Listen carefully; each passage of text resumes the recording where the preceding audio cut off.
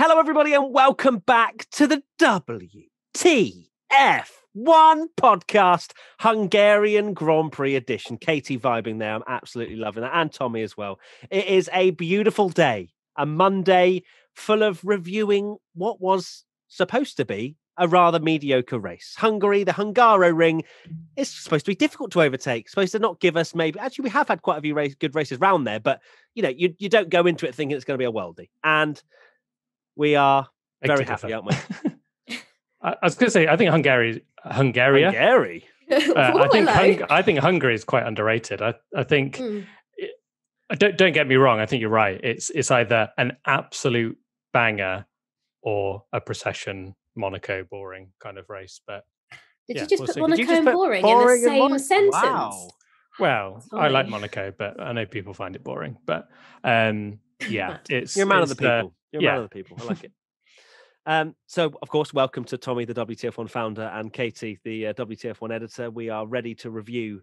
That was very, very serious. I just felt like I needed to say that you're the founder, Tommy, just for the banter. Just for the banter of everyone thinking not that because, it's actually not because legitimate. I'm contractually obliged. Yeah. Definitely not contractually obliged. It's not. But anyway, some three-word race reviews. Let's dive straight into it. At _Noah's21 _Williams points finally. At Christian Calarco _, Vettel got robbed. And at 007 in Detroit, Bottas goes bowling. That's my favourite three-word race review. I think that's really good. Really enjoyed that. Yeah, I would agree with. Well, I mean, the Vettel got robbed one's going to be an interesting debate because, I mean, he, I guess, as a driver was robbed, but the team, we will talk about maybe what they could have done more later on. But let's start with my three-word race review because I think it sums it up quite nicely. I cannot comprehend, as I kind of mentioned in the intro, on paper, you look at the Hungarian Grand Prix circuit and you go, it's difficult to overtake. You know, if you're going to have a normal dry race, it's probably going to be average at best. But for some reason, the Hungaroring just turns up. And it did turn up in ridiculous fashion this year. Of course, with the rain coming down as well, which spiced up just before the race. I mentioned in Internet Special Reactions how, you know, we never believe that it's going to rain until literally it is hitting the ground there at the F1 racetrack. And yeah, I'm just soaking in what was an unbelievable race to take us into the summer break. And Ocon won. Like, there's so many things not to be able to comprehend. It's not just that. It's Williams getting points. It's the Alonso versus Hamilton unreal battle. There's so many things to talk about, but I'm just buzzing. It was a mad, mad race. I mean, I've been to Hungary before, to the Hungaroring. That was my first ever Formula One race. And like, I can speak for myself that it's got like a microclimate there, which some circuits do have. And I've had it before where I've been caught in like a storm. It's literally come out of nowhere and yeah, like absolute downpour. And we saw it as well in the F3 race earlier in the day. But yeah, what a completely unpredictable, crazy race. Like you say, there are a million things to dissect in this podcast, which I'm slightly worried this is going to be like our longest podcast ever because there are so many talking points. Like every driver on that grid has their own story to tell from it. And yeah, Esteban got his first win, which is amazing. Did you just call him Esteban? I called him Little Esteban. Yes, I thought you said Esteban. I think it's the cold. Yes. But I'm sounding slightly raspy today. But yeah, Esteban got his first win. I mean, I like Esteban. I think he's a brilliant driver. But I'll be honest, I didn't see him being a Formula One race winner maybe ever, or at least not in the next few years, let alone Alpine. Like, it's just amazing. Like, as much as I'm loving the championship fight between Hamilton and Verstappen, it is so refreshing to see new blood on the top of the podium, and, you know, a team that has gone so long without getting a victory, to be rewarded for all the chaos that happened. I'm, absolutely thrilled, and I just can't wait to talk more about this race because it's just put me in such a good mood. Pre-season Tom is absolutely raging with the fact that Alonso hasn't won in that Alpine and Ocon has. That's the other reason I'm happy. Yeah, I watched that race again to make notes. Watched the Channel 4 highlights this morning and went to make notes and ended up just eyes glued to the screen again because it was so good and I just wanted to watch it again because it was that good.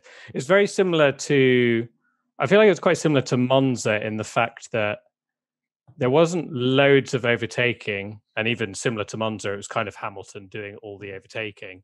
But it just shows that throw a bit of unpredictability, like you say, when we're so used to it just being who's going to win this week, Hamilton or Verstappen, and then those two, kind of Hamilton not quite out the equation, but when you had that top three of Ocon, Vettel, and Latifi, you were like, what on earth is going on?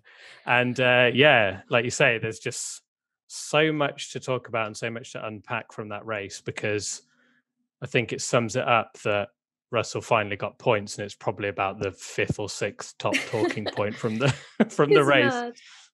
Of all the times for Williams to score not only 1 point but 10, supposedly, if Vettel does officially get disqualified in one race, and yet that is probably, as you say, one of the sort of minor talking points of the race.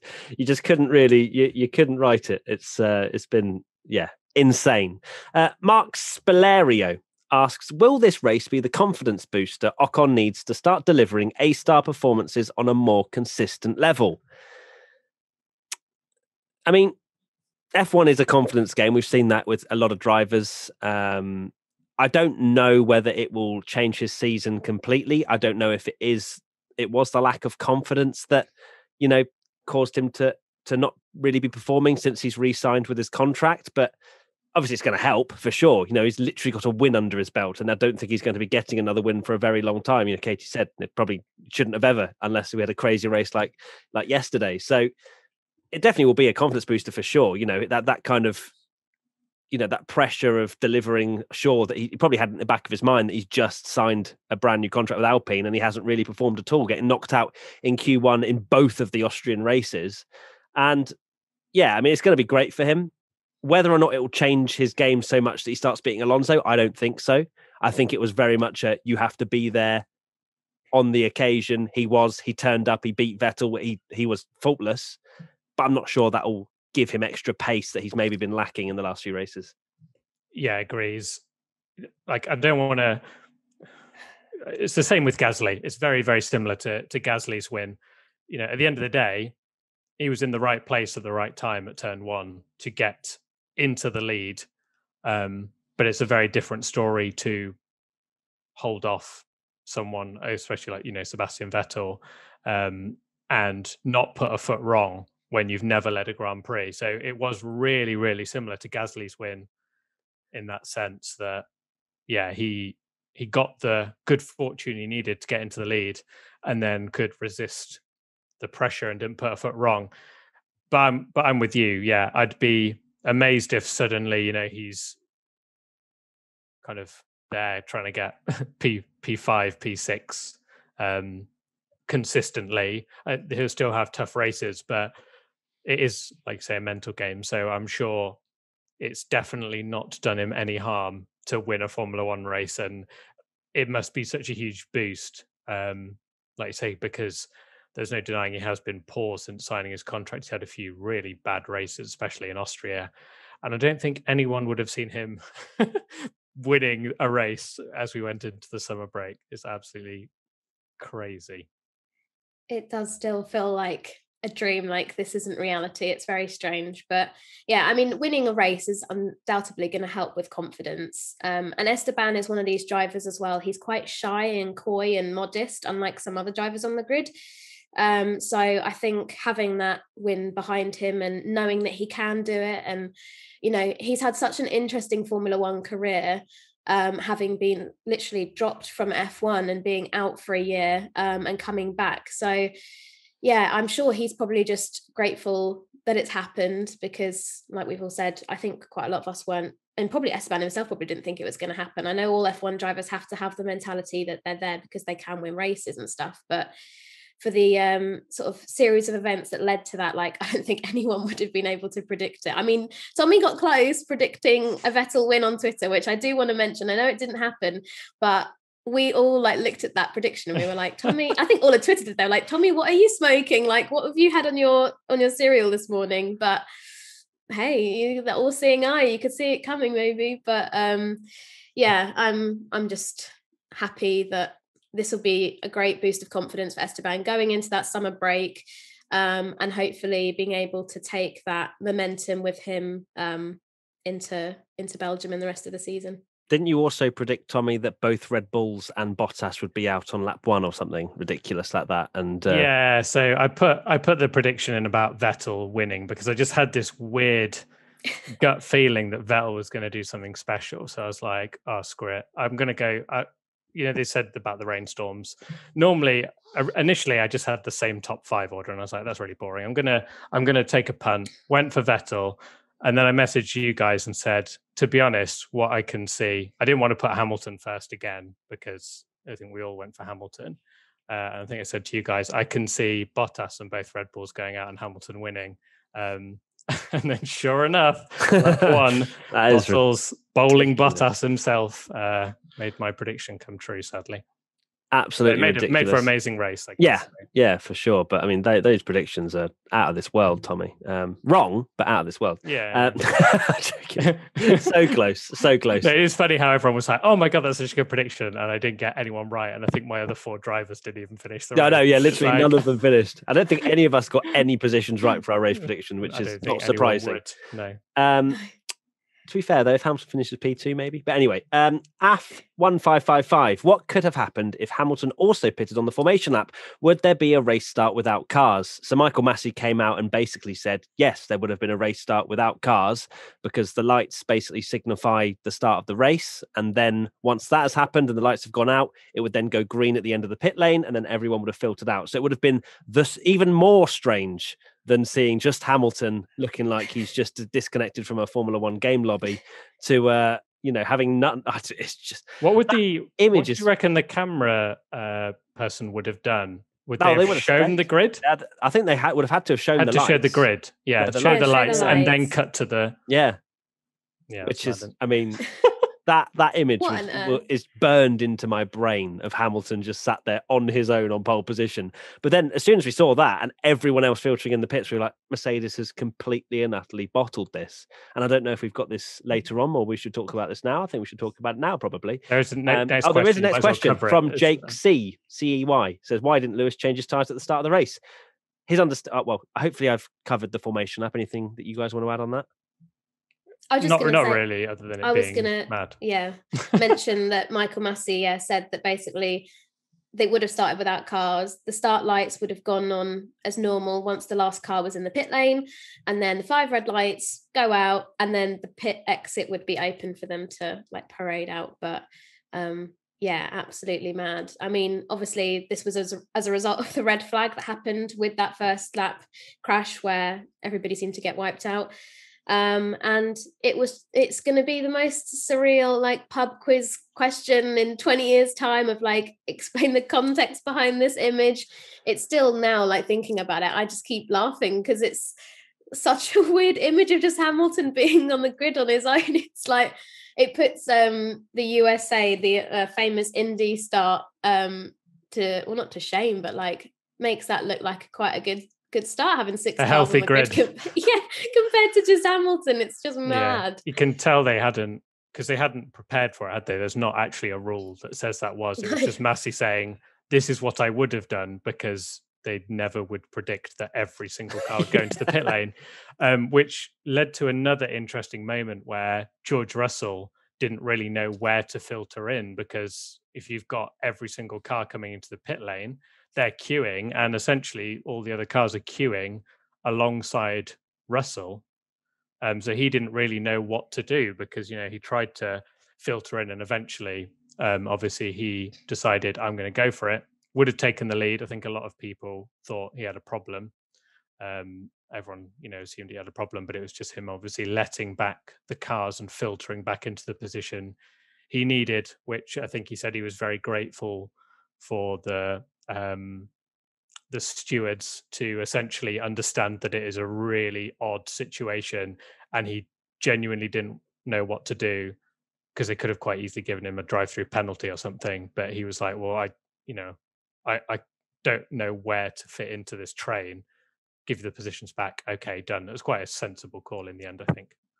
Definitely, yeah, because it was a once in a lifetime thing that's gone on. It's never happened in Formula One before, I imagine. So they weren't prepared for this, and therefore, yeah, I think all of our hearts sank a little bit when we saw George going slowly. We were like, oh, for God's sake! Obviously, Crofty was assuming maybe he had a puncture or whatever, and because he would have taken the lead, wouldn't he? Yeah, so he would have actually made it even more like. Why? But the thing is, it's a blooming good job for Ocon and Vettel's sake that Russell had to give those positions back, because had he not, Ocon and Vettel would have been in that pack, and Russell would have probably led for a good 15-20 laps, because the midfield couldn't as get we past, saw with like, Latifi, even Tsunoda. Yeah, Tsunoda could not get past Latifi, and even as a Williams, you think.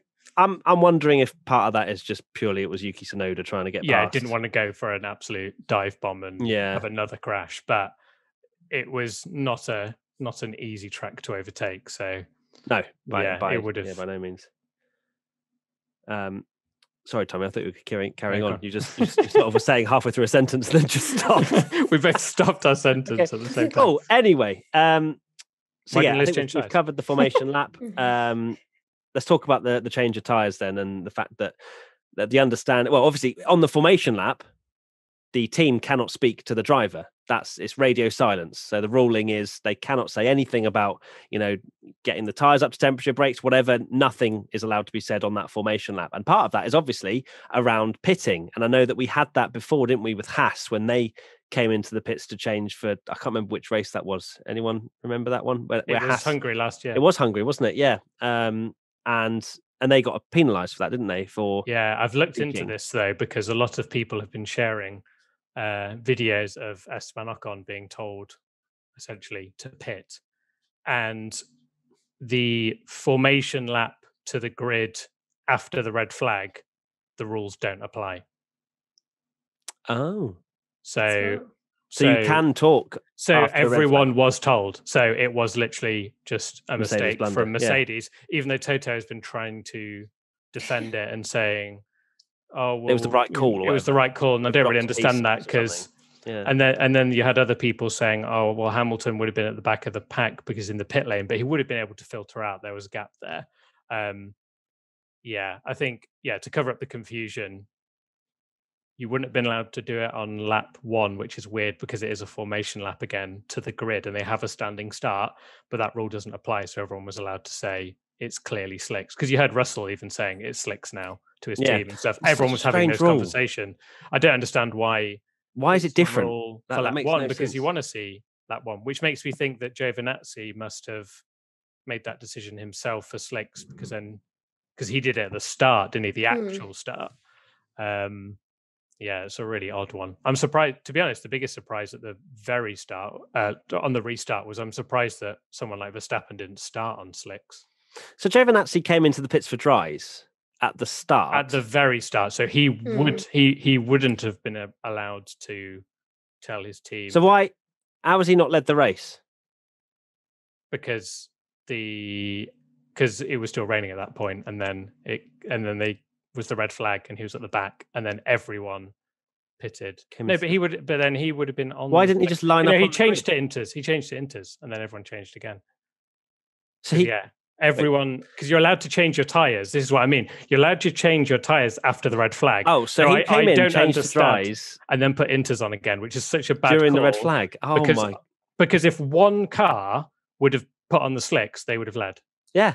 That's what I'm thinking. And I cannot believe Verstappen didn't do that, because he was down in 14th with a beaten up car, probably only going to finish 6th, 7th. Well, maybe they thought higher, but obviously he only ended up finishing 10th in the end. You think gamble and get your way right back up to the front again, maybe. But yeah, very strange they didn't do that. But I guess it's all hindsight, isn't it? Exactly. The beauty of knowing what happened. And that's the thing with Lewis, wasn't it? It was the fact that Mercedes had kind of given him this information that it was supposed to rain a little bit later on in the race. So he assumed that starting on the inters would have been the right call, until absolutely nobody else came onto the grid with him, which again, incredible little image there.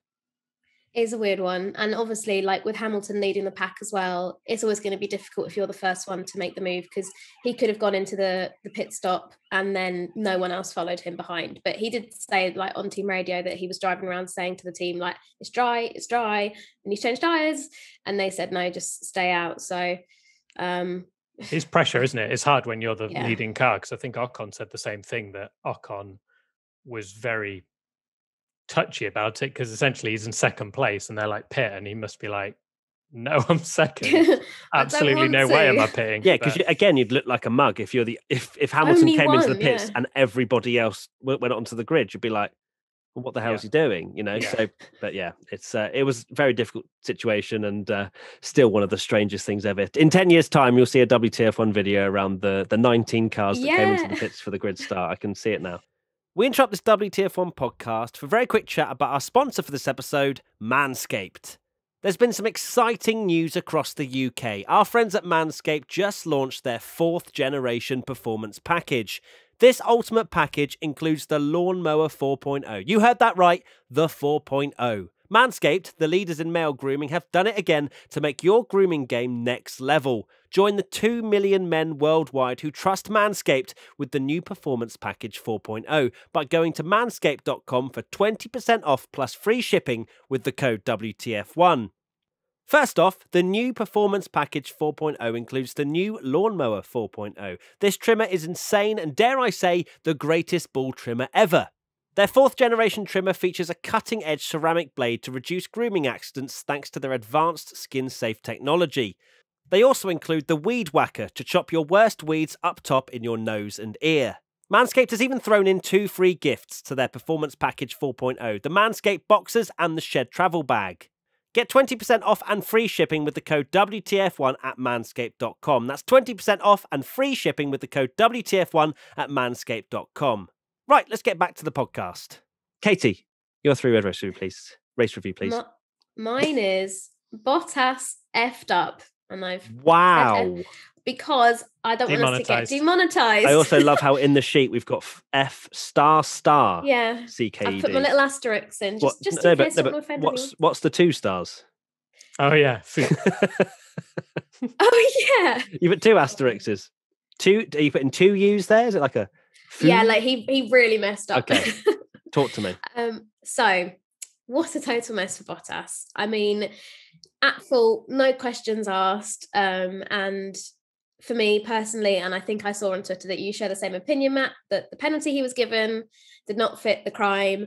I know that there is a case of, and we literally talked about this in Silverstone, at how you can't really have a penalty like afterwards, like if you take out a championship leader or something like that, you can't, they go, oh, well, I'm going to put an extra amount of grid places or something on because you've wiped out the action, not the consequence. Yeah, literally. So I think it's important to see that as like, yes, he might have wiped out Norris, which as a result then wiped out the Red Bulls, and not ideal.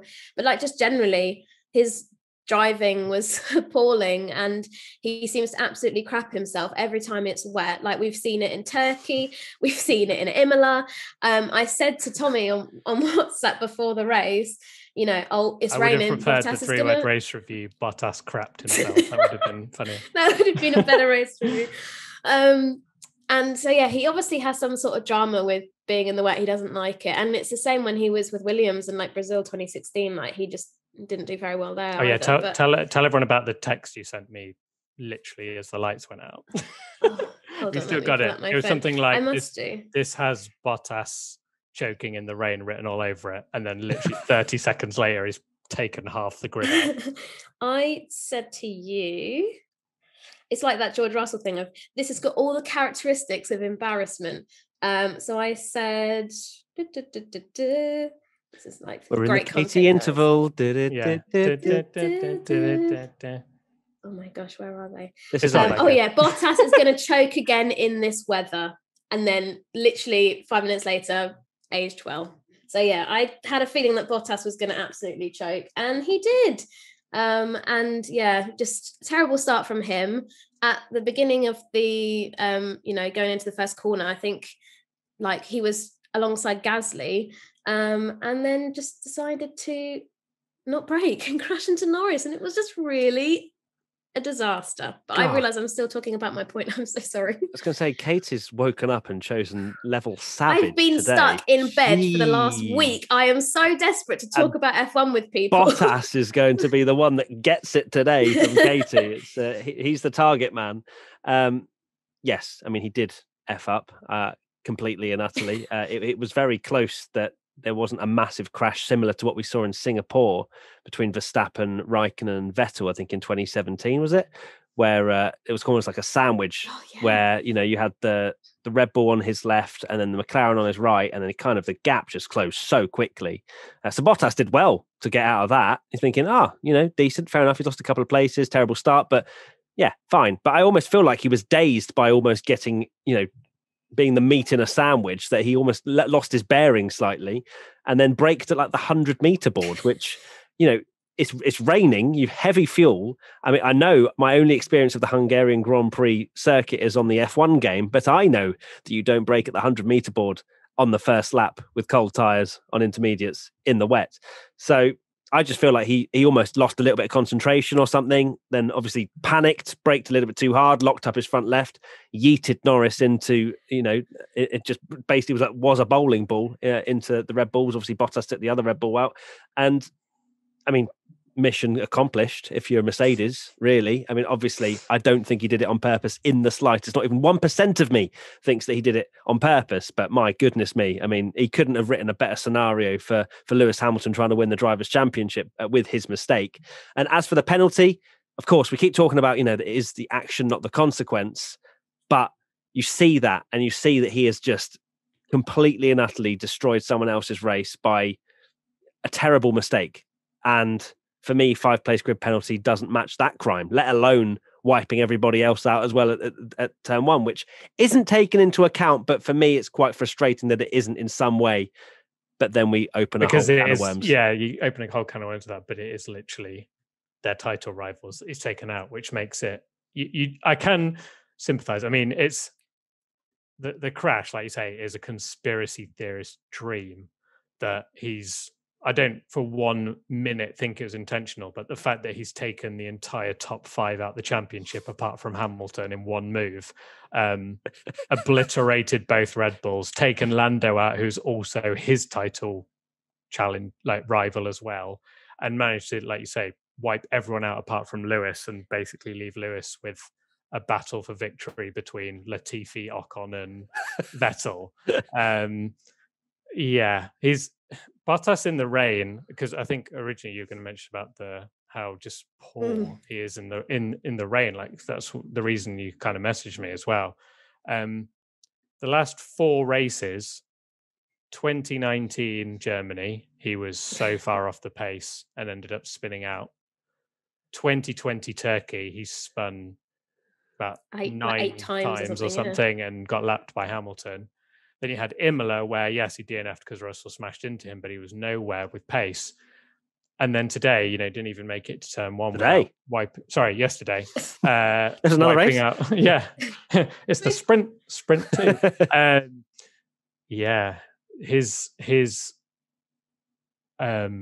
His wet weather driving recently has been he needs to go on a stick pan or something. So bad. Well, he does rallying, which is the weirdest thing. That he does the rallying on ice and stuff, and clearly he needs to do a bit more of it. Yeah, he needs to obviously do a bit more of it. But yeah, I literally couldn't believe it.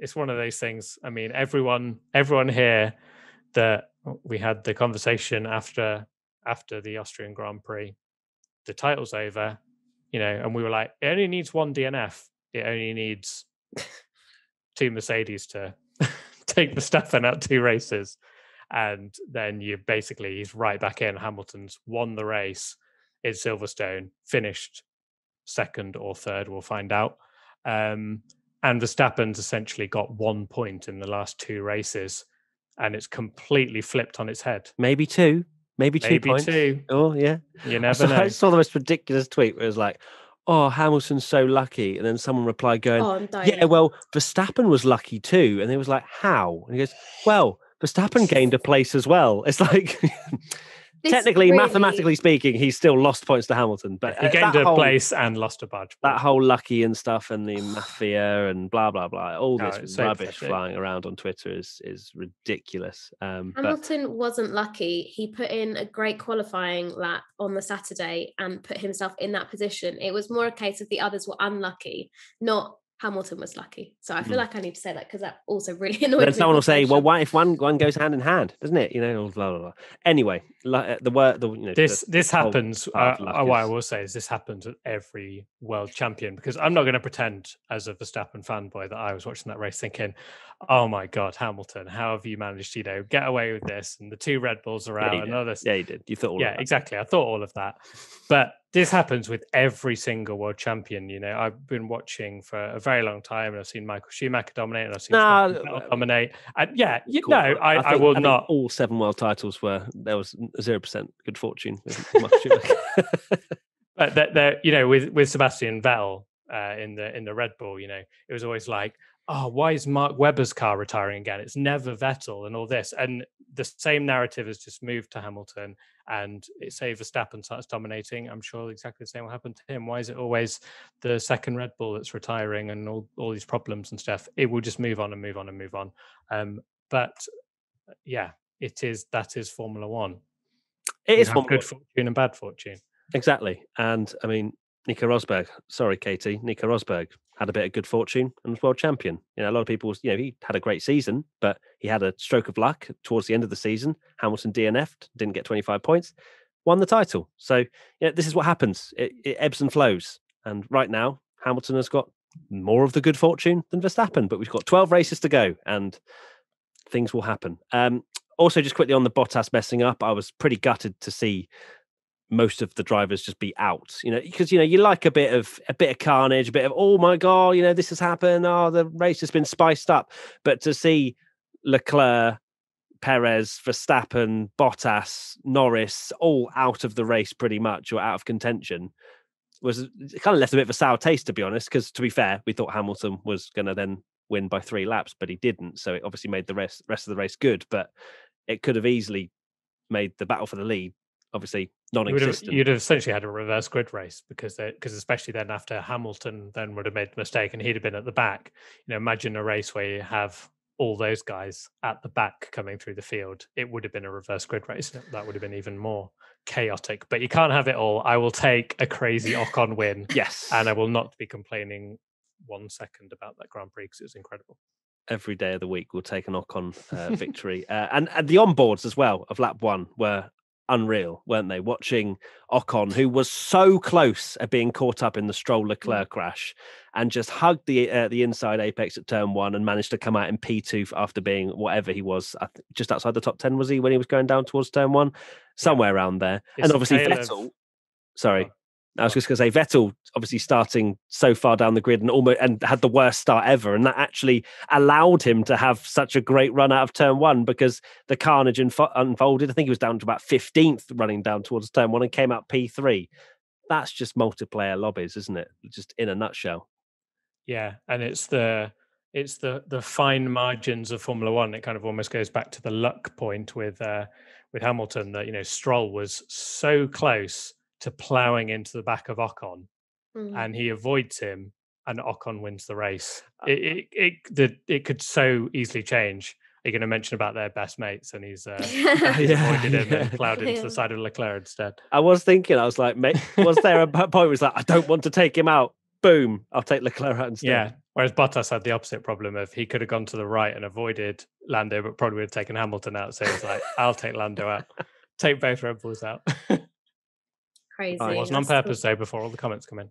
Yeah, all accidental, just mistakes being made and stuff. But yeah, it was one of those things that just seemed to happen. I mean, already they're driving quite slow. That's like the slowest turn on the circuit, and it's wet and all that kind of stuff. But it did seem to happen in slow motion, like domino effect of like everybody being wiped out. And yeah, I mean, obviously I'm glad that everyone was okay after it and there was no serious injury or anything like that. But ridiculous. I don't think anybody could have seen that coming, especially not Lando Norris. Absolutely not. Tommy, let's go to your 3-word race review, Bleth. Mine is Alonso legendary defense.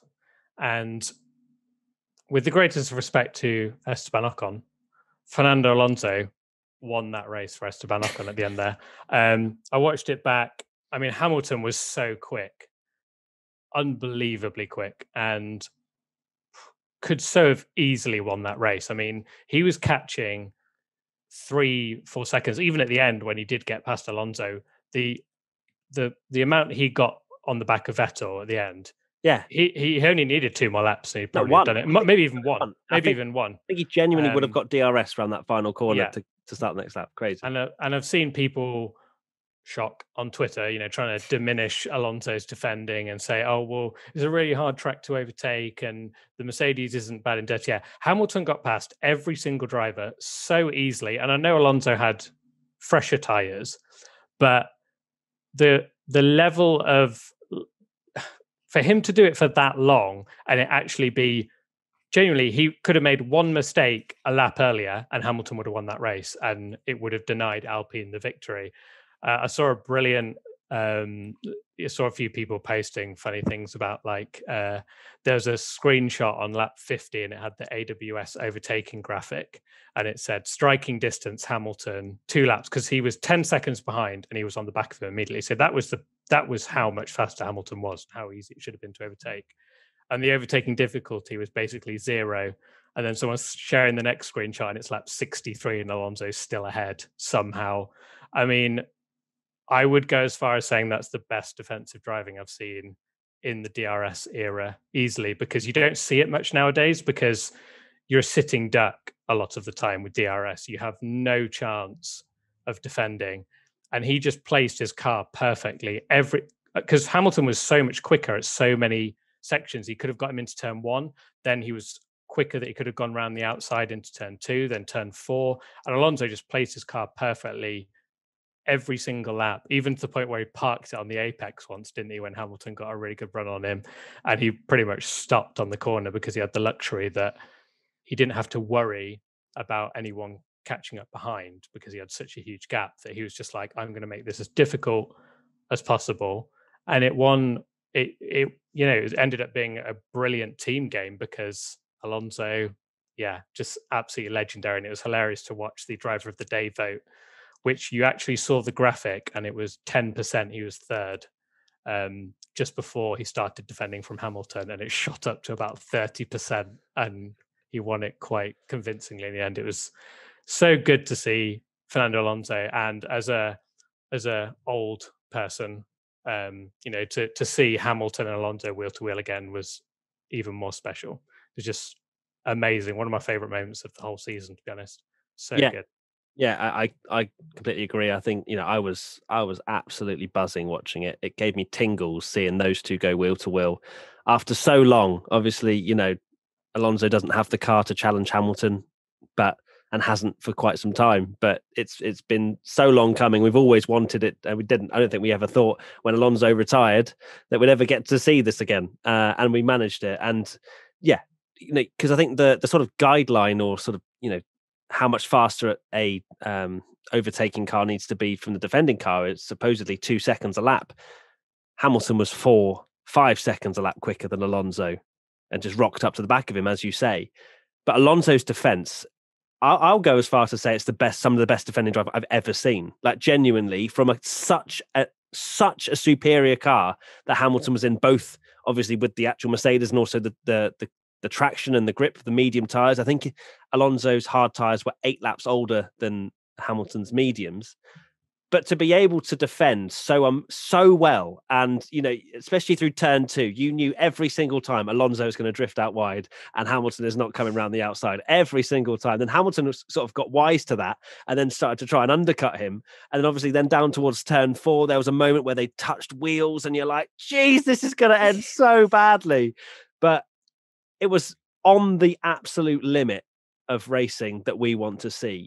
Both drivers, and I said as well, I think on Twitter, when Hamilton was catching Alonso, I said, I would pick no one else to defend from Lewis Hamilton in this situation than Fernando Alonso. And my God, did he deliver. Like the fact that genuinely, as you say, Tommy, 1 lap less defense and Hamilton wins that race. And to be fair, Alonso just snatching a break into turn one that allowed Hamilton through, if he hadn't had that, maybe he could have kept him back for most of the rest of the race. Who knows? But yeah, it was honestly probably my favourite moment of the season. And for quite some time, to be honest, we don't see racing like that for so long as well because of the use of DRS. It's usually too easy. But I think it was just about right, the DRS at this track as well, so that Hamilton couldn't just breeze past. The straight wasn't long enough. The detection zone isn't long enough because the straight's not long enough. And so, I'm just, it's just awesome, isn't it? Well, us racing fans are on a total high from watching that. It was just amazing, phenomenal. And I know that I've had my criticisms of Fernando Alonso in the past on the podcast. They can all go in the bin now, can't they? They can, but it was brilliant. And to be fair, Esteban Ocon said it as well after the race that he was also a little bit skeptical of Fernando coming into the season, and he'd heard things that he wasn't a very good teammate, and made things quite difficult for like Alonso's teammates and stuff like that. But yeah, yesterday was some of the best defending, like you said, I've seen, not just in F1 but just in motorsport in general. It was a total joy to watch. Both drivers being respectful of each other. There wasn't any cheap, quick, nasty moves or anything like that. And yeah, it was just amazing. And Alonso as well, we all know that he likes to be quite cheeky with what he says in the media afterwards. And he said that he thought Lewis was actually making mistakes because Hamilton had so much pace. And he said, you cannot take 8 laps to pass with that pace advantage. It was not difficult to pass, in my opinion, but he took 4 or 5 laps to figure it out. And I just think that's so funny. Oh dear. Alonso loves it, doesn't he? He loves that kind of thing. It's so great to see that side of Alonso, and it was amazing to see, and I mean this in a nice way, by the way, before people get on me. Is it nice to see Alonso? Obviously, he was there, picking up Esteban at the end, and it was so heartwarming. Heartwarming and celebrating with him. Part of that is definitely Fernando Alonso being like, loving the fact that also he played a part in that race. Oh yeah, he got driver of the day. Everyone's buzzing that he had this amazing battle and helped Ocon win that race. 100% that as well. Like, that's what Alonso thrives off, and I think that's another reason why he was in there, like really like celebrating, like this is the team win. I've helped this as well. And yeah, Alonso, I just hope we see more of that from Alonso this year, because like you say, it's so rare. Like the car that Alonso's in is never going to be battling Hamilton in normal circumstances. So the fact that you got to see them wheel to wheel, it could be the last time we ever see it. So for it to be that good, it's just amazing. So good. I want more of it. I want more of it now after seeing Alonso versus Hamilton. I don't think we're going to see much of it. Just like we're not probably going to see another Ocon win. But it makes me think, please, when these cars are closer, you've got all these drivers that aren't in the mix because they literally can't be, but they do have the talent to be. So very exciting. Speaking of defence, I thought Mick Schumacher put on a very good defence as well. Just a quick shout out to him with just not wanting to give up any points positions in that absolute dog of a car. So fair play to him. Anyway, moving on. Let's talk about Sebastian Vettel, and of course being disqualified from the race because the team couldn't provide a fuel sample. _tag force_ asks, what are the final results? Seb P2 or not? Fuel in or out? Shake it all about? He didn't say that part. Yeah, that's such a boomer reference now. So the final results at the moment are that Sebastian Vettel is P2 because Aston Martin has lodged an appeal. So he is still currently in P2. So Seb can sleep with his trophy for a few more nights before the appeal obviously gets thrown out. So yeah, the whole situation. And actually a question from Ali Aria 65. Why can't the FIA take a sample of the fuel before the race? Is that too hard? That goes into the whole fact that they only gave 0.3 litres of fuel, and they have to give 1 litre by the regulations. They have to give 1 litre of fuel because of the fact that the fuel is homologated, so it cannot be changed throughout the season. Whatever they basically submit at the start of the season, they have to use throughout, because years gone by we would have seen teams and fuel suppliers, the likes of Shell, Esso, etc., constantly just spending so much money trying to develop a slightly better fuel, and F1 obviously trying to clamp down on costs. So that's something that has been basically frozen. So that's the test, basically, to make sure they're not just popping rocket fuel in the car, because, you can't really tell unless you actually try. Good question about why they can't take the sample of fuel before the race. I don't know the answer to that. Because they would cheat, because Formula One's teams always cheat when they can and would do anything to get an advantage. How would they cheat? They would do something. They would find some way to have tamper the legal with the fuel at the top of it or something. I mean, I think it was 2005. BAR had this illegal fuel tank that they ended up doing, where it was hidden away and then they could drain it and all this kind of stuff. And teams will do that if this is why these rules are there. It is funny. Obviously, I'm gutted because I, as everyone, love Sebastian Vettel, and he's been absolutely amazing this weekend with everything he's done, everything he's stood up for, and all that stuff as well. But rules are rules, and however much it's painful to say it, you can't just not penalize him because he's Sebastian Vettel and everyone loves him. And true. Obviously everyone's like, penalize this. That is a slam dunk rule. I even, messaged you, Katie, didn't I? I said, I'm taking Frank out for a walk now. I've got the graphic made to say he's disqualified. Let me know when it happens and I'll post it, because that is the rule. It's always been that way. Vettel's fell victim to it before. Hamilton has. You run out of fuel and you can't provide a fuel sample, it's instant disqualification.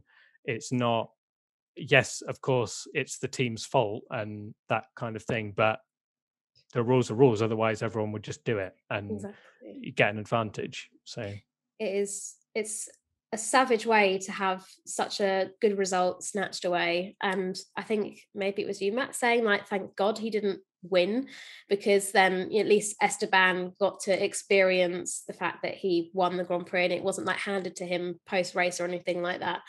But it's a difficult rule, and I understand people are annoyed at the fact that Sebastian got disqualified, but if it wasn't the driver being disqualified and it was, say, a fine for Aston Martin have got so much money in the bank that they would be fine with just paying a, I don't know, 100 grand penalty or whatever. I've just picked that number out of thin air, but they've got the money pot to pay the FIA if they break these rules, whereas if they have their points stripped away from them, then that's actually more meaningful. And like you say, it's so upsetting and annoying that Sebastian has had this, because like you say, he's done such a brilliant job just being a nice human being, and standing up for what's right, and especially with Hungary and having this anti-LGBTQ plus law, and not being afraid to sort of use his platform to stand up to things. I'm in total awe of him. I think he's a wonderful, wonderful person. But Aston Martin broke the rules. It's the same rules every single race we rock up to. It's not like this was a one-off or whatever. Every team needs to provide that fuel sample. And the reality is that they didn't. And the thing that I've seen a lot of comparisons about, and I think I'm going to write something for WTF1 later on this week, is people comparing this disqualification to somebody like Bottas's 5-place grid drop, and same for Stroll as well, both of which I think is far too lenient, and I think that it should have been at least a minimum 10-place grid drop personally. But it's not fair to compare those two things, because one is literally a breach of the technical regulations and the other is just had a bit of a nightmare when coming off the starting grid, and obviously caused other people to crash out. But it is frustrating that Seb did get disqualified, but those are the rules, and we'll wait to see what Aston Martin can come up with, because Otmar is adamant that there is more than the 1 litre that's needed for a fuel sample in the car, but it's then getting that out, and it's a whole long process. But yeah, I've got a feeling in my gut that they're not going to be able to get the sample, and that's going to be disqualified. But it does mean that it's now stretched this out for so long. And poor Carlos Sainz, you know, on social media sharing a little video of him pouring himself a drink. And now I've seen loads of people like reversing the clip, so like the alcohol's going back in the bottle. And it's like, I'm sure Ferrari and Carlos want to know what the result is as well. So that's half his podiums of half his podiums is not got to celebrate, which is a bit weird. One thing I will just shout out, actually, I saw Philippe in the chat said Ferrari still cannot write Sebastian Vettel. The Ferrari social media manager has got some kind of salty vendetta against Vettel, and it's not the first time they've done it. And it could just be coincidence, but it doesn't seem that way. You know, that they've had. I don't think it's a social media manager thing. I think it's a Ferrari thing. I think told him to do that. That's got to be a higher up thing. Like, why would a social media manager not mention? For context, if you don't go on Twitter, they tweeted something like, Carlos Sainz is now on the podium thanks to a disqualification from the second placed driver. Like, didn't even say Vettel.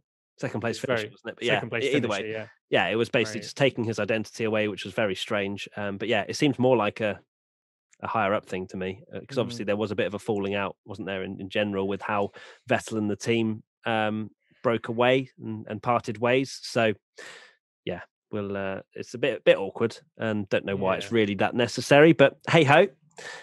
We move. There was another question actually from Juliet Walker saying, why isn't 0.3 litre not enough? I've seen a few things floating around about the fact they have to run 3 tests on the fuel, and that I imagine 1 litre is probably a safe amount of fuel to be able to run the tests effectively. That's the only sort of real common sense I can bring to that. But it's a bit of a grey area in some ways, because the whole process isn't massively documented. But there you go. It's 1 litre, and it's been like that for many, many years. So the teams know that they have to provide it. Moving on now to another question. Naomigo says, does Gasly going for the fastest lap indicate that Red Bull are throwing 4 cars at the championship attempt this year now? No, I didn't even notice this. Did Gasly sacrifice any positions in order to do this? No, he did not.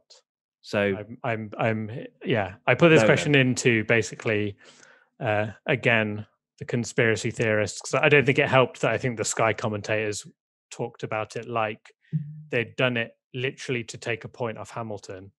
But just to get a point, Gasly had the gap. If that had been any other driver, they'd have done the same thing. Yeah. Because if you've got a gap there, maybe not Bottas, because he wouldn't want to take the points off Hamilton, and their points are there for the team anyway. But any team in that situation, they had a big gap behind them, and everyone goes for the fastest lap point. So they're not going to.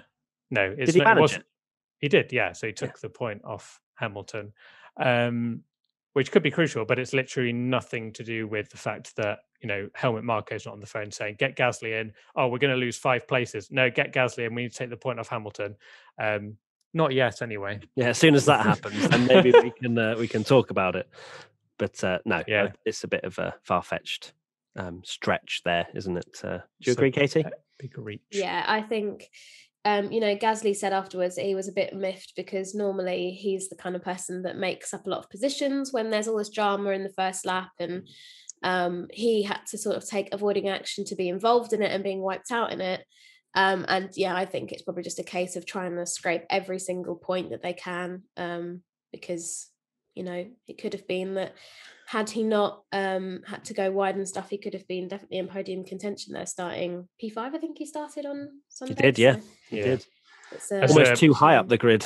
Yeah. Yeah, unfortunately, they got, like you say, he got screwed by being there, and however much it pains me to say it as a Yuki fanboy, if Gasly had been in the Tsunoda position, you got to think Gasly might, you know, maybe even snatched a podium or something. So, difficult for Gasly. But I mean, in terms of that fastest lap, it's literally a 3 point on the table, so you're going to take it. Yeah, without a doubt. Makes perfect sense. Henry Maviket asks, while a lot of focus has been on when George will get his first points for Williams, how big a deal is this result for the team? As even if George didn't get points, like in Austria, that didn't take away from his performance, but the team getting points is huge. yes, I mean, it's enormous. If they genuinely get 10 points, I don't see Alfa Romeo displacing them for 8th in the championship. Like, this was I guess we were talking about the Williams working one weekend and them getting a haul of points, or just the half the field being wiped out. But either way, they made the absolute best of a crazy situation. And yeah, at 10 points, that will definitely secure them ahead of Haas, and it will certainly probably secure them in front of Alfa as well. So it's a lot of money in the grand scheme of things. It's a big gap up to 7th. There's absolutely no way they're going to be doing that. But securing 8th position, as much as they did come out, Williams, and say they didn't need any funding from drivers or something that I saw, which was interesting. They don't need to have paid drivers, essentially. It's obviously helpful to get a bit more money at the end of the season. I'm glad you said that, because I was going to say it, which is probably means that Alfa Romeo are going to win the next race now. No, don't start. but I was going to say exactly the same thing, that as far as I'm concerned, it's like 10 points. They're 8th in the championship. Like, that's going to take an absolute worldie. You're going to have another crazy race. Haas, surely no way Haas are going to get 10 points this season. And Alpha, it's just whether they have another lucky race. It's very unlikely, but because even I think they've got 3 points so far. 2, I think. Oh no, Raikkonen's been put into the points, isn't he? Yeah. So 3 points so far. It's massive for Williams. You just can't believe it, can you? That they've been waiting for points for so long, and then they get a points haul of 10. I mean, Latifi getting 6 points in a race potentially is absolutely crazy, when we've been waiting seemingly forever for Russell. And obviously one of the main takeaways is you saw how emotional he was, because people forget he has scored points before. Obviously it was not the way he wanted to score points, because he had a win on the table, but he has scored points, and that really just shows how much he does genuinely really want to get points for Williams, because they're a team that mean a lot to him, clearly, and you can see that of how emotional he was. So emotional that maybe he is off to Mercedes, and that's his kind of maybe again got to dissect every single interview of whether it means George Russell's going to Mercedes. I reckon it said you have to score 4 points in a race, and you will be. And now he's crying. Yeah, because he's like, oh my god, oh god, no! Don't start these rumors, boys. And then Vettel gets reinstated, and Bottas signs contract. Yeah, nightmare. But yeah, it's so wholesome, and like also really nice to see a driver be so emotional and stuff like that, because I think for a lot of people, I think these drivers are very ice cold and don't show a great deal of emotion unless they're angry. So it's just very refreshing to see a driver actually have like a good old cry in the media pen, because they're so happy for what they've achieved. But interesting article that we put out on Saturday, because obviously George Russell didn't get through to Q2 even, like had his worst qualifying session of the year. And he had a quote saying, "I thought that Hungary would have been Williams' strongest circuit on the calendar," which has obviously aged well, in the sense that they have used this as their strongest circuit, but obviously through a lot of luck and people being taken out and such. But yeah, these points are just going to be completely invaluable to Williams. They're a team that works so hard and have been working so hard and have had such a steep hill to climb in terms of finally breaking that barrier of points. And it's just lovely. I think everybody is a Williams fan at heart. We've seen them at the top of their game, and a bit like McLaren in that sort of narrative is that they've taken a dip, they've had their struggles, and now with the duo of Latifi and Russell, they're slowly starting to make improvements. And yeah, I'm just so happy for the team, and those 10 points are going to be probably more than they ever could have imagined they'd be able to pick up in maybe even the season, let alone one race. So thrilled for the guys and girls at Williams.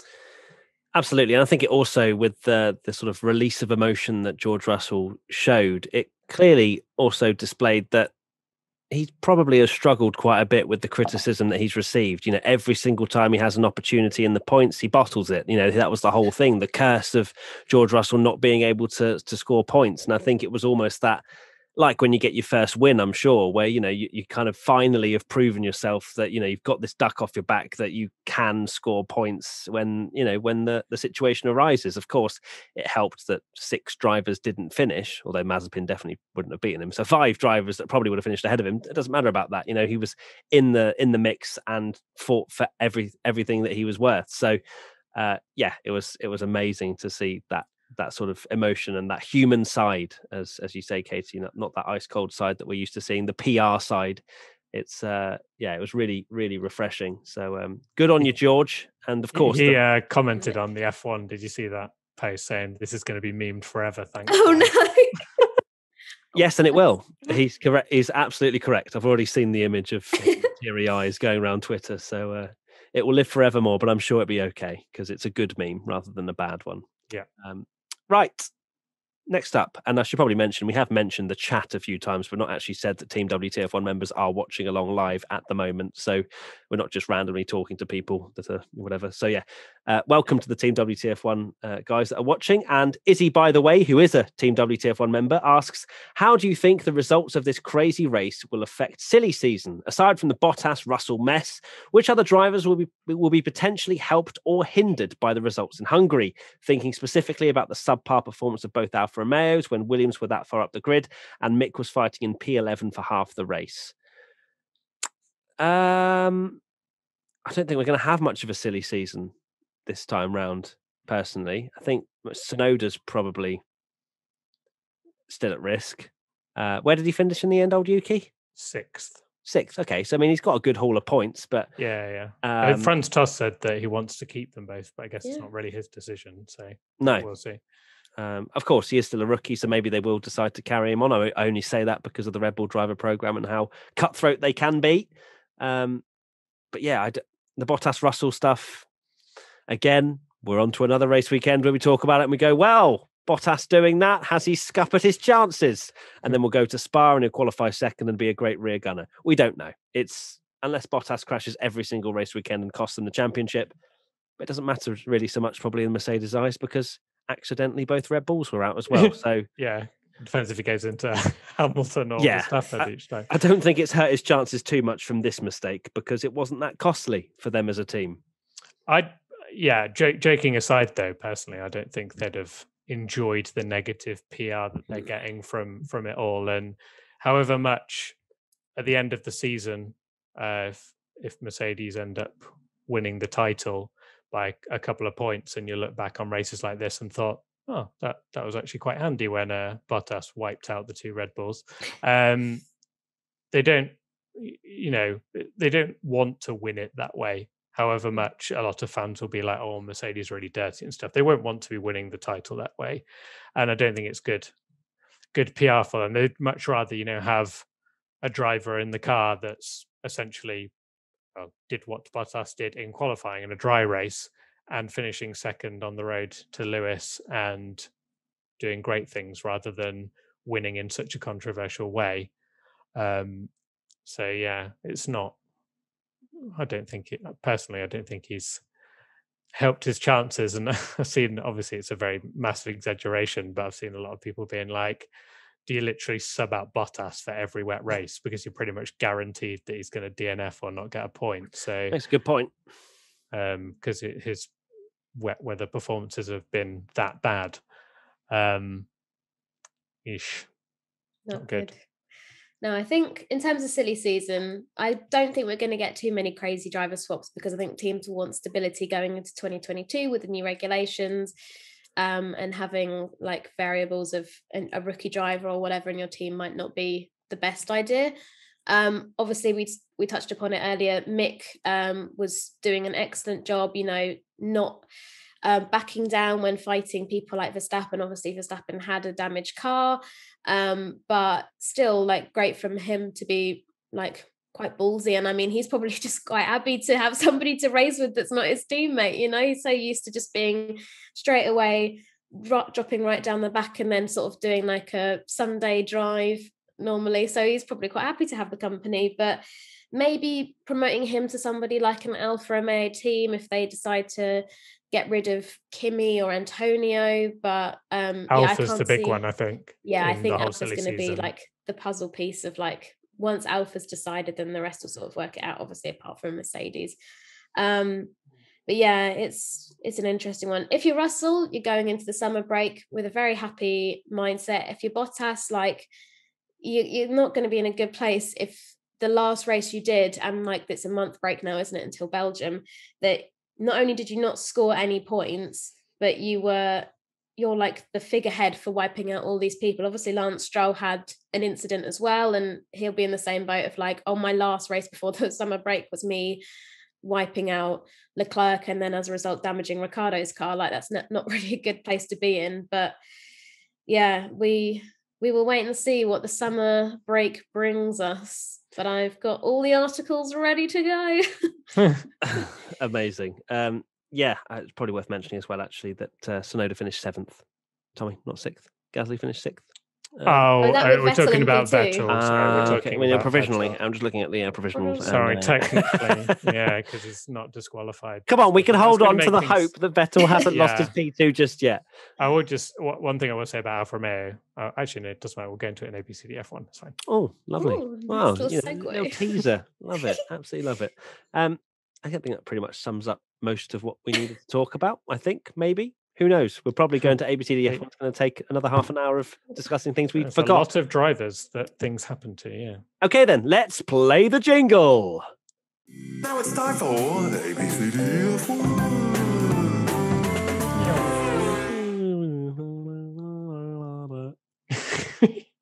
Okay, welcome to ABCDEF1. Once again, your favourite or least favourite part of the show. Depends if you agree with our opinions or not. Remember, you can vote too. Visit WTF1.com after the race and you can vote too. Let's do this. Here we go. Hamilton.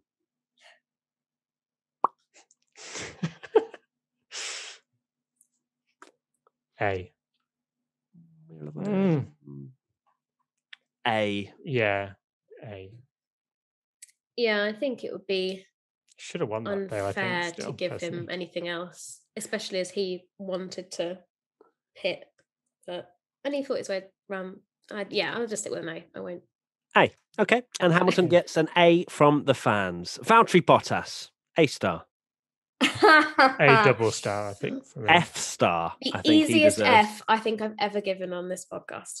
That sounds so interesting. Yeah. So out of context, WTF1. Yes, it is a all-round F, and the fans gave him an F. Wow. Max Verstappen, I would like to give him an A because he drove a tractor around Hungary and still managed to score a point. This is so difficult to grade, like so difficult because he was literally missing. He genuinely had half a car, didn't he? I guess for him not to give up, and that point could be crucial, couldn't it? You never know. Let's go for A.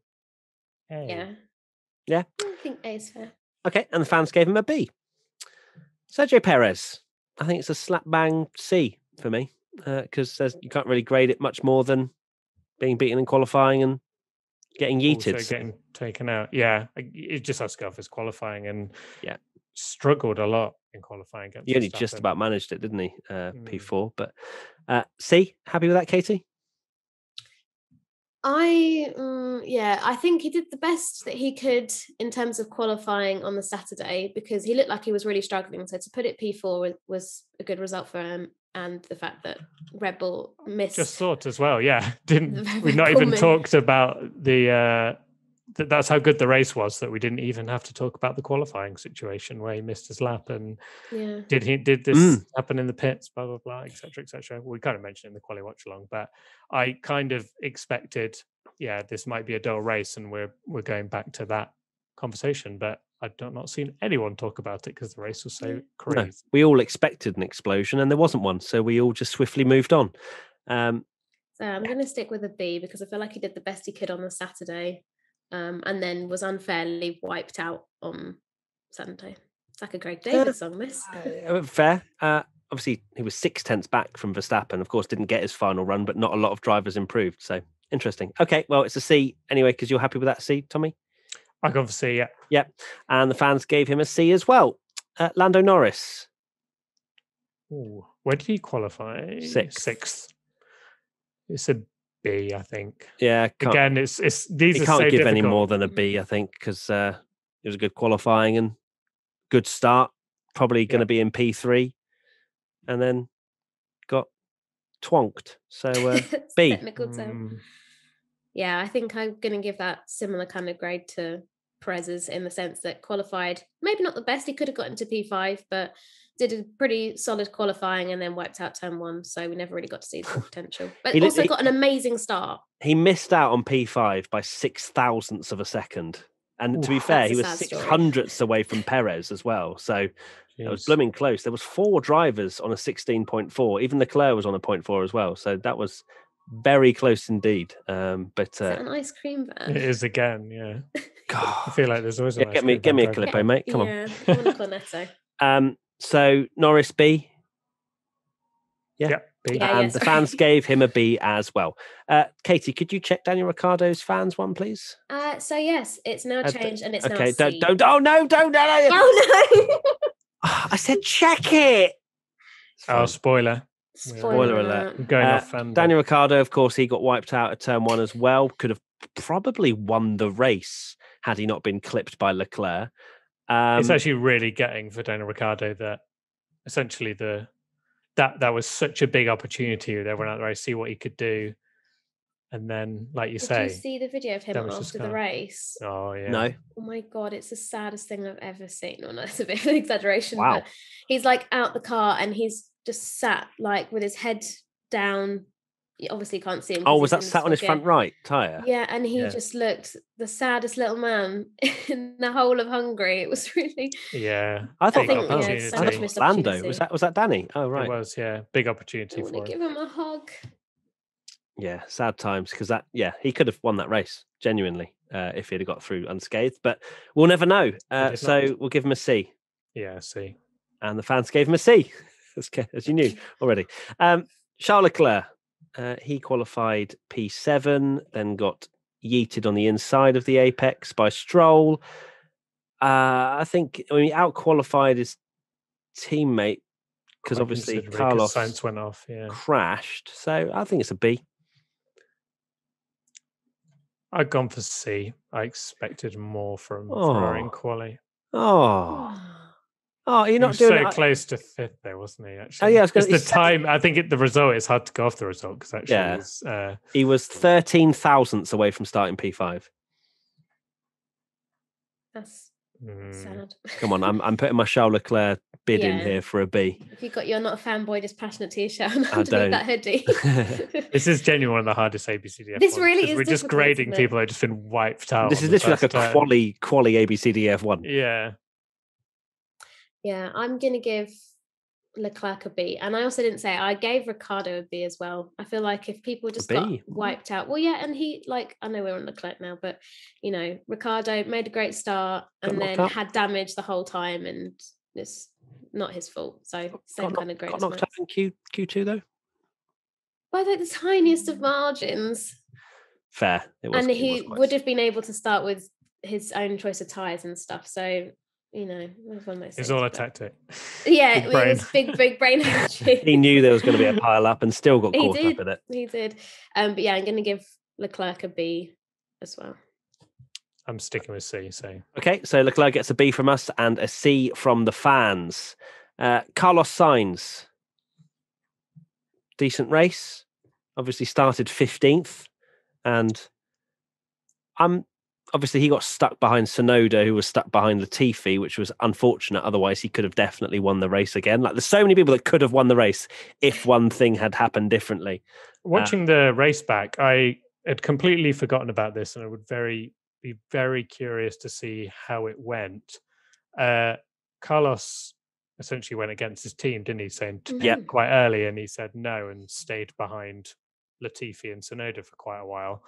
I wonder if that could have changed his race maybe a little bit for the better. You never know. It's all hindsight, and you just don't know how it would have gone out. But maybe he could have done the Hamilton 2-stop or something. Well, he knew it was going to happen, didn't he? He kept saying that Hamilton's going to pit again. But I guess the problem with that is that maybe then Mercedes decide that they wouldn't put the medium tyres on and they'd lose out to Hamilton anyway. So you don't know, because obviously the Ferrari doesn't have that same pace difference that the Mercedes has on brand new tyres. So maybe that's the reason why they didn't be more proactive. I don't know, but we'll give it a Carlos an A. I've gone B. I had gone for an A star for science, which I know, Matt, don't. Your eyes are about to pop out your head. But in relation to how I've graded everyone else and being like wiped out in turn 1, Science started P15. He might possibly, depending on this depending on this Vettel investigation, Oh no. He would have got a podium, like P15 to P3 in a car that we thought was going to be great here. Turned out we were wrong. I think is something that should be celebrated. And obviously he got it through a lot of his competition being wiped out at turn 1. But I still think that's like a pretty impressive thing from P15 to what could be P3. Like, if you can't get a good result for doing that, then what's the kid got to do? I think you've got to question. I don't think Ferrari were that slow. Like, they were on par, I think, with McLaren and AlphaTauri, as proven by Leclerc in qualifying. So I'm not sure they were like slow, really. Yeah, but then people like AlphaTauri, they didn't have either of their cars damaged and they didn't pull a blinder. Well, Gasly got caught up, didn't he? And it's difficult to say, isn't it, with Latifi as the massive cork in the bottle was to see where the pace really was. But this is genuinely, I think, one of the hardest ABCDF we've done, because it's so hard to judge, because, well, we'll go into it, but even like, you know, the people essentially like Ocon and Vettel, you'd be stupid not to give them an amazing grade, but also at the same time, they just avoided a first lap incident. So it's like, it's so hard to judge. And like you say, there's so many people wiped out that when you have these crazy races where half the field gets wiped out and a lot of people that's true. Yeah, it's hard to judge luck and skill in a race. And chat have also just put the WTF1 or Team WTF1 members have also just reminded me that he did crash in qualifying, which is not ideal. So I'll go to an A. There you go. Lovely. Come down to the A. Awesome. Are you sticking with a B, Tommy? Yeah. It doesn't matter. It's an A from us and an A from the fans as well. Sebastian Vettel. A star? Yeah. A star? Yeah. Yeah. Fans gave him an A star as well. Lovely. Lance Stroll. F as well. F, yeah. Caused a crash. And the fans gave him an F as well. So easy peasy. Bad for Stroll. He's normally good in the wet conditions. That's normally where he comes alive. So I bet he's even more gutted to bin it. Pierre Gasly. B. Yeah, I think. Finish P5 if we have Vettel disqualification. I'm going to give him an A. What, because he beat Yuki? Oh. Well, to be fair, he was one of the ones that got, like you say, he dropped way down and still managed last, to I think, get up there. Yeah, he was. And got right back up to the front. So yeah, okay, A. All right. I've been persuaded. Good taste there, Tommy. For him to finish in the position he started after essentially being caught up in that chaos is pretty amazing, I think. It is good, but then he's also one of a few cars that didn't have damage that race. So I'm going to stay with my B. Sorry. Tommy's sassy. I love a little sassy face. The raise of the eyebrows, like, I don't care. Well, I'm the founder, so your opinion is invalid. That's incredible. Okay, so Gasly gets an A from us, and the fans gave him a B. Yuki Tsunoda, B. B from the fans. Alonso. A star, easy. D, maybe. Yeah, A star. Okay, A star. Yeah, and the fans gave him an A star as well. Ocon, A star. Yeah, easy. Yeah, easy. And got an A star from the fans as well. Kimi Räikkönen, C. What's happened to Kimi Räikkönen? This was going to be my point. You know, I said I'll save it for ABCDF1. Alfa Romeo must be absolutely kicking themselves that they've not got more points in a race like this. You know, when Williams are bagging 10 points, they must be like, especially when Giovinazzi how have we finished? Could have been leading the race. Yeah, if he just kept his tyres on. Yeah. Didn't see him, so let's just give him a C. Didn't know what he did. Oh, was it Raikkonen? Yeah, it wasn't his fault, but he was the one that was caught up in yeeted Mazepin in the pits, wasn't he? Yeeting is the word of the podcast. It's a C, I think. A C. Yeah, nothing special considering the opportunities that were there for them. So yeah, I think C. Yep, and C from the fans as well. Giovinazzi, he got caught up in all sorts of stuff at the end of the race, didn't he? Bless him. Yeah. D. I mean, he finished 14th in a 14-finisher race. Are you thinking of what I said last time? Is that what you're saying? Yeah. Giovinazzi will be happy to get another D. Yeah. Actually, no, I think E. 3 Ds, I think E. boy. He finished last of the runners. He's getting an E. He finished behind Mick Schumacher. And he sped in the pit lane, which is a very naughty boy. It's an E from me. An E? Ooh. Yeah, he finished last of the runners. He finished behind Mick Schumacher. Yeah, fair. That's true. I know, I'll actually change it to an E. Thank you. Okay, I'll change mine to an E. Thank you so much. E from us, and the fans gave him a D. He got a 10-second stop go for speeding in the pit lane. That is the harshest. He must have come in at about 400 miles an hour. It's rocket. George Russell. A. Yes, A. How mad is it that George Russell got points and we're like, A? Yeah. But we've got to keep it in comparison to other people. So yeah, I think A.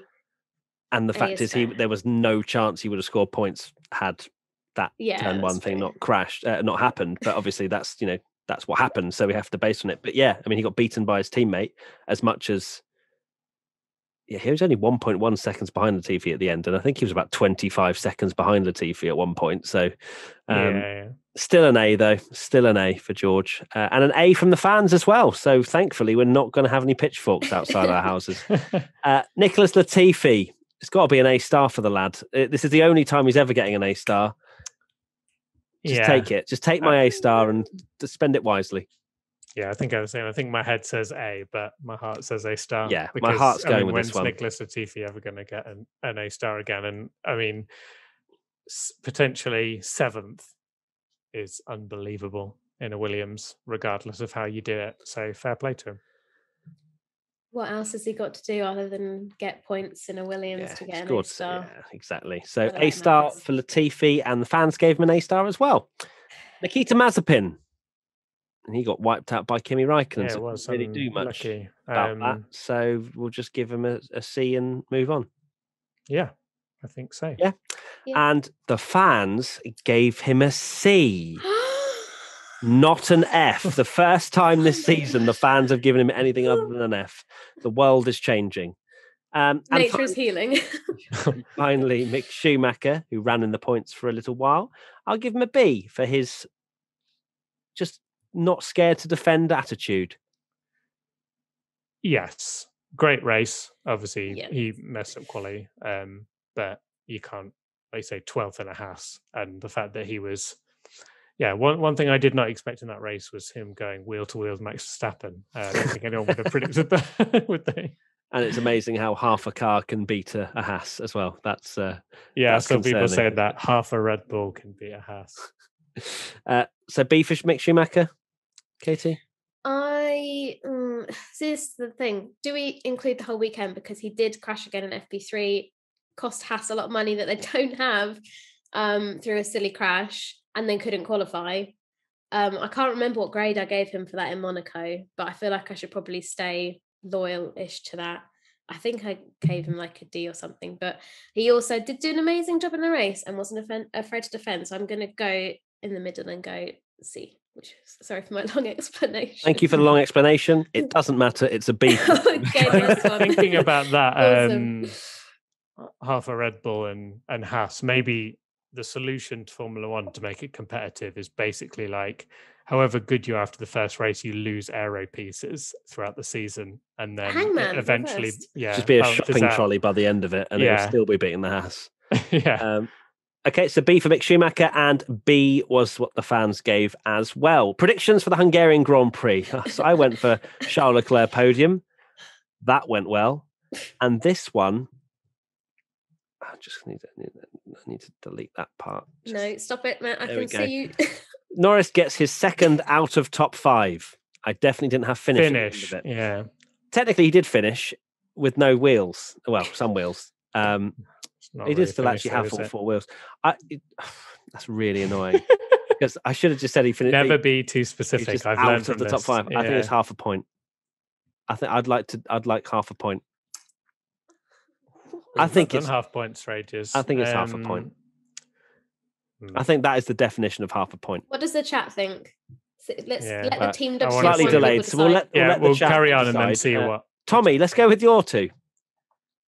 Mine was Leclerc pole, which didn't happen. But what did happen was Hamilton take the title lead quite considerably as well. So extra 3 points. Well done. Wow, okay. Don't. A point for Tommy.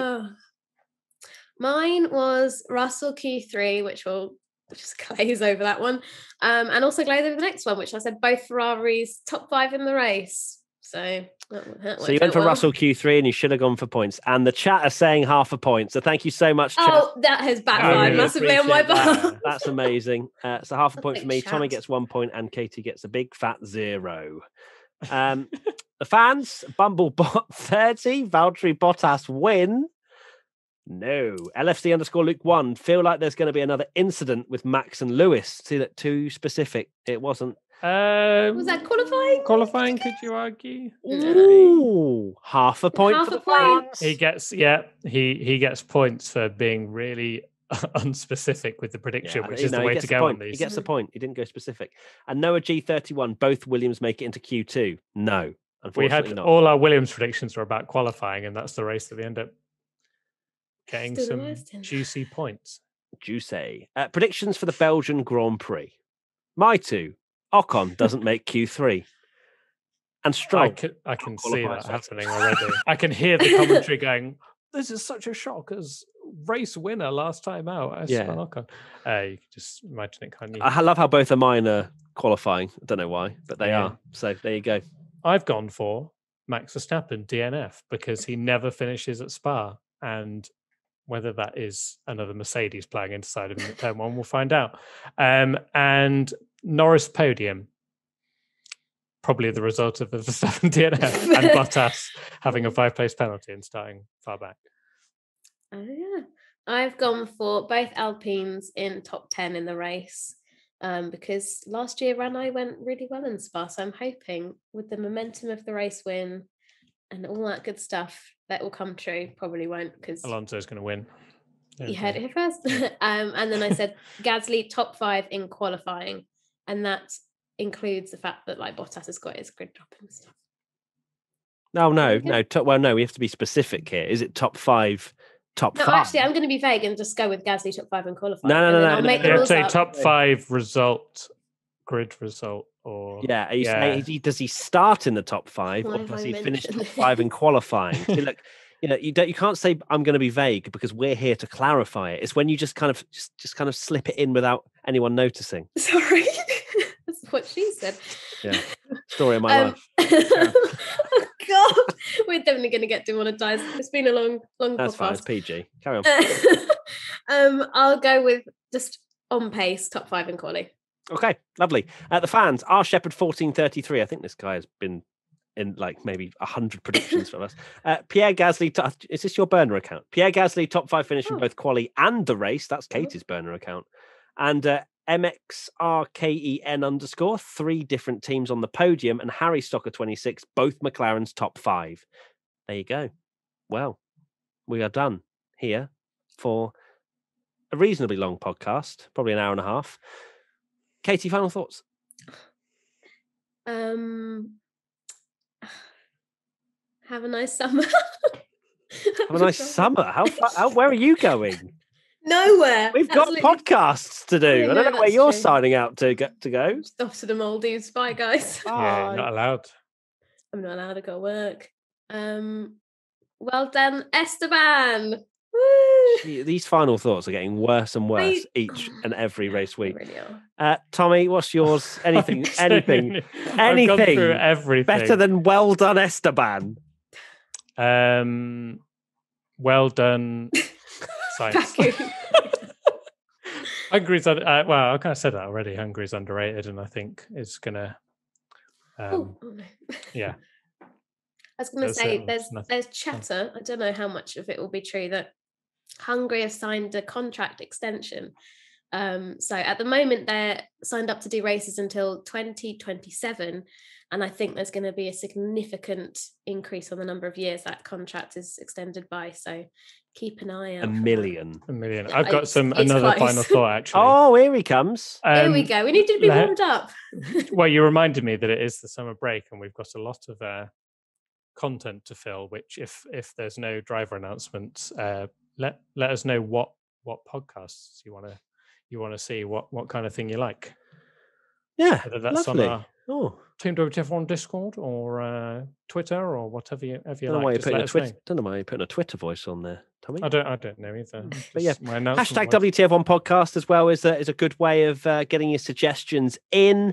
That'd be very good. My final thought is, wow. What a great championship fight we have my wow going on. Hamilton takes the lead. Max Verstappen's going to be eager, and who knows? We've seen some aggressive defending from him in the past around Spa.